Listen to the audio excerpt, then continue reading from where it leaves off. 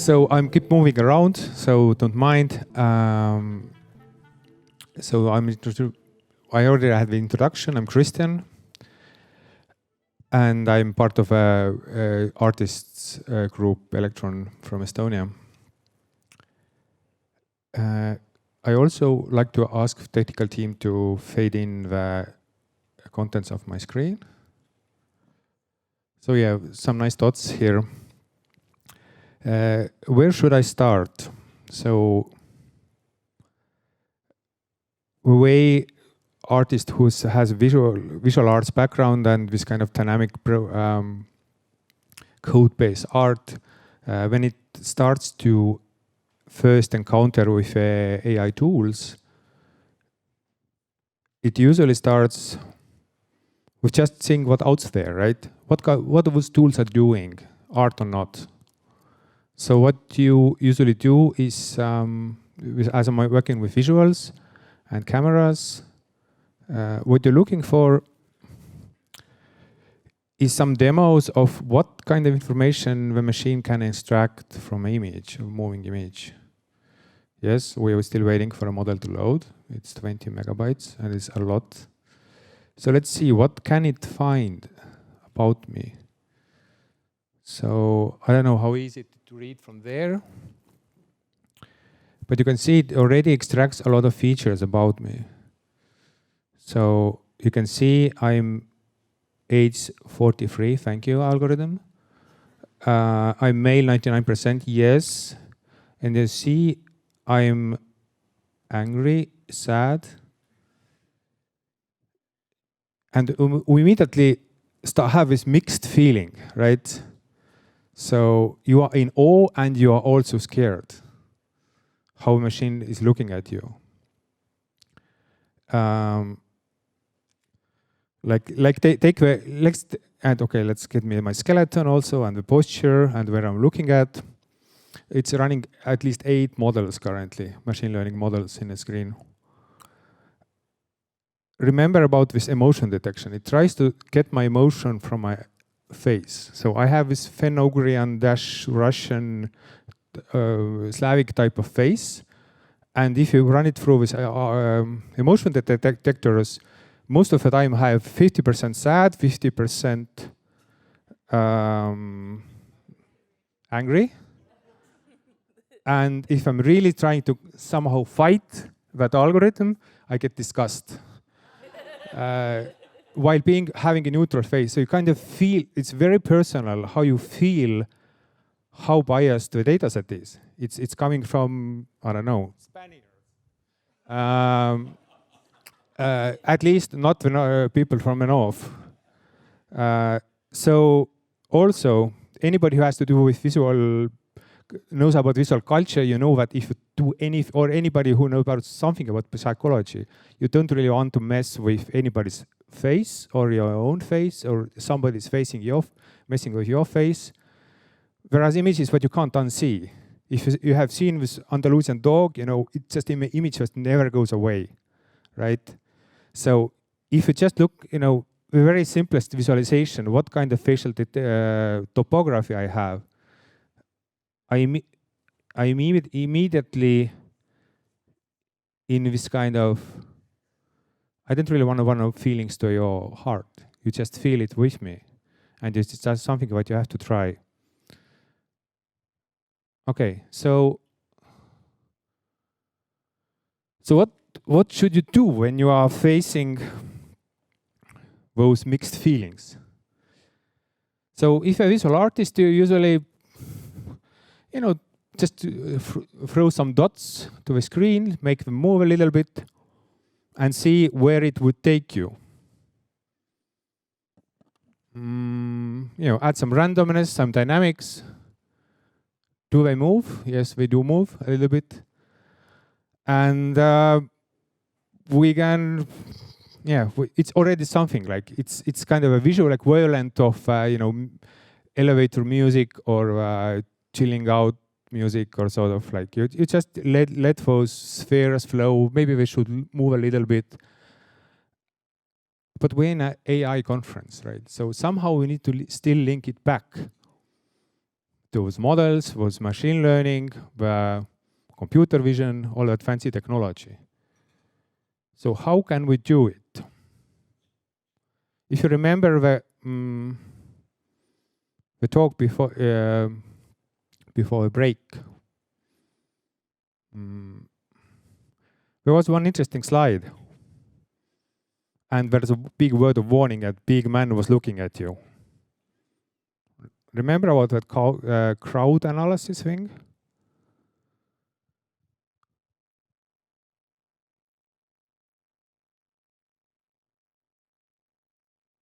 You are the crowd, and I'm doing analysis. And here I am asking for a consent.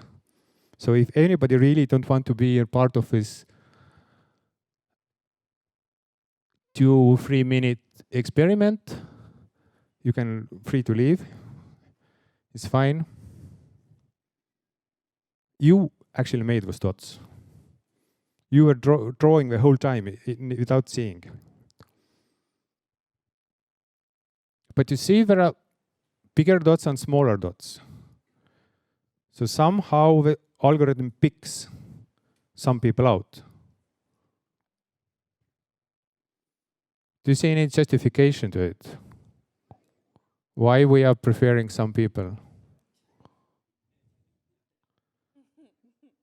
Not everybody is chosen to be in a picture.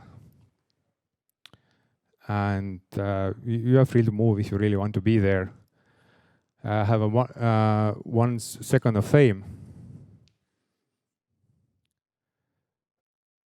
What we decided to do is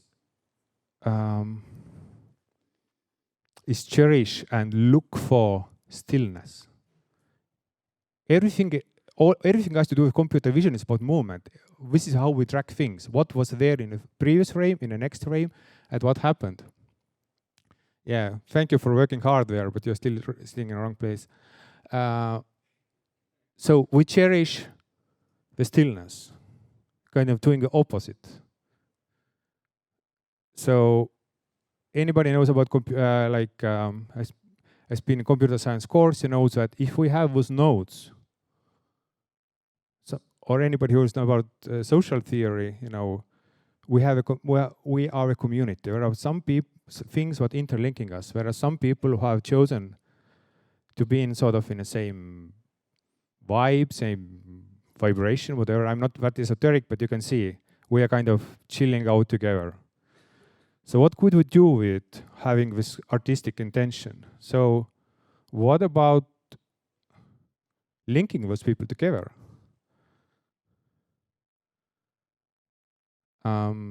So we can have this kind of collective drawing or energy transfer, whatever. Somehow you guys are now linked. And now it's a second moment when we just can pause. We're done here. We make interactive installations based on real-time data or from a camera. We're done. But is it art? Or is it just data visualization? Just doing something interesting with sensor data. Yeah, we added some metaphors, some semantics to it. But what would the artist now do together with an AI? One of the greatest things what artists usually get the energy from, feed from, is glitches, errors, things out of norm, outliers. So how can we take it one step up? So maybe we should just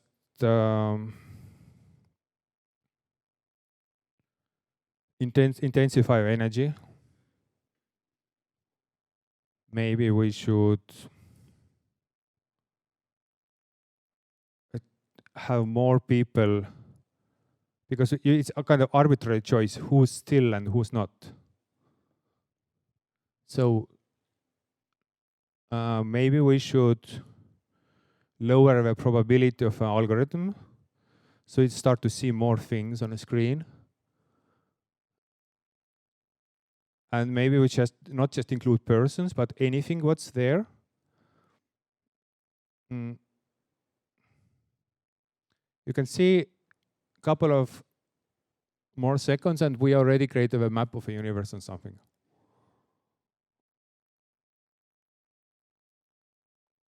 So this is